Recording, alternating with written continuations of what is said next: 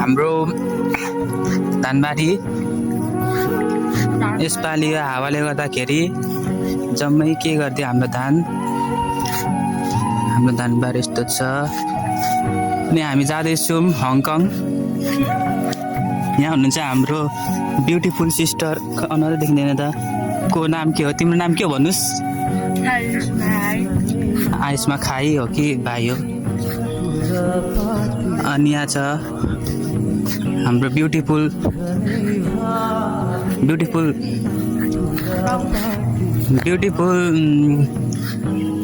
जे भए पनि ठाउँ, हाम्रो ब्युटिफुल ठाउँ यहाँ छ।